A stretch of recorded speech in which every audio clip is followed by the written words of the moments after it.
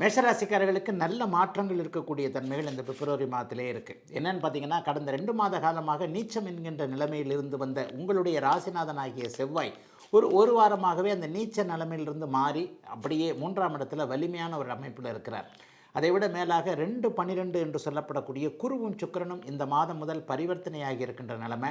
12ஆம் இடத்துல சுக்கிரன் உச்சமாக இருக்கக்கூடிய அமைப்பு நட்பொருள் சேர்க்கை போன்ற அமைப்புகளை அப்படியே கொடுக்கக்கூடிய ஒரு அமைப்பு. ஆகவே மேஷராசிக்காரர்களுக்கு வீட்டில் நல்ல பொருள் வாங்கக்கூடிய அமைப்பு, அவரவர்களுடைய ஒரு தகுதிக்கேற்ப, அவரவருடைய இருப்பிடம் வசதிக்கேற்ப வீட்டிற்கு தேவையான டிவி, ஃப்ரிட்ஜு போன்ற விஷயங்களை வாங்கக்கூடிய தன்மை, ரொம்ப நாளாக வாங்கணும்னு ஆசைப்பட்டுக்கிட்டு இருந்த கார் போன்ற வாகனங்கள் வாங்கக்கூடிய அமைப்பு, அதற்கான வருமானம் வந்தால் தானே உங்களுக்கு செலவு பண்ண முடியும்.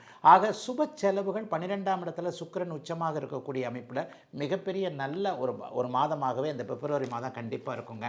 11ஆம் இடத்துல சனி பகவான் வலுத்து இருக்கிறதும், ராகு பகவான் கூட கொஞ்சம் பார்த்தீங்கன்னா 6-12 இருக்கக்கூடியவர் இன்னும் ஒரு மாதத்தில், அடுத்த மாதம் ஏப்ரல் மாதம் ஆரம்பத்திலேயே 11ஆம் இடத்திற்கு வர்றதும் ஒரு நல்ல நிலைமையை கொடுக்கக்கூடிய அமைப்பு.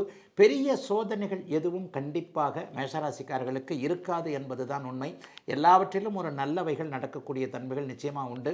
3ஆம் இடத்துல செவ்வாய் இருப்பது என்பது முயற்சிகளை குறிக்கக்கூடிய ஒரு அமைப்பு. இது வரைக்குமே என்னென்ன முயற்சிகள் உங்களுக்கு நடக்கலையோ, ஒரு விஷயத்தை செஞ்சேங்க, அது பலன் முழுமையாக கிடைக்கல, ஒரு இடத்துல ஒருத்தரை பார்க்க போனேன், பார்த்துட்டேன், ஆனால் அவர் மூலமாக வரக்கூடிய சில விஷயங்கள் வரல என்கின்ற மாதிரியாக பாதியாக முயற்சிகள் தோல்வி அடைந்து கொண்டிருந்த அத்தனை அமைப்பும் இந்த மாதம் பிப்ரவரி மாதம் 15ஆம் தேதிக்கு பிறகு முழுமையாக நல்ல விதமாக அமையக்கூடிய ஒரு சுப மாதமாக பிப்ரவரி மாதம் அமையுங்க. கடன் தொல்லைகள் பெரியவர்களுக்கு இருக்காது. ஒரு 40-50 வயதுகளில் இருக்கக்கூடிய வியாபாரிகள், தொழில் பண்ணுறவங்க, விவசாய பெருமக்கள் போன்றவர்கள், ஏதேனும் ஒரு ஃபேக்ட்ரி மாதிரியான வச்சுருக்கிறவங்க, ஒரே ஒரு இயந்திரத்தை மட்டும் நம்பி தொழில் அமைத்து கொண்டிருக்கக்கூடியவர்கள் அனைவருக்குமே இந்த மாதத்திலிருந்து 3, 6, 11ஆம் இடங்களில், அதாவது 3ஆம் இடத்துல செவ்வாய், 6ஆம் இடத்துல கேது, 11ஆம் இடத்துல சனி என்பதான ஒரு நல்ல அமைப்பு இருக்கிறதுனால பெரிய அளவில் எந்த விதமான கடன் தொல்லைகள் இல்லாமல் எல்லாவற்றையும் சமாளிக்கக்கூடிய தன்மைகள் நிச்சயமாக உண்டுங்க. அடுத்தடுத்து வரக்கூடிய மாற்றங்கள் எல்லாமே அப்படியே மேஷராசிக்காரர்களுக்கு நன்மையாகத்தான் இருக்கக்கூடிய, பெருத்த சோதனைகள் எதுவும் இல்லாத நல்ல அமைப்பாக இருக்கிறது.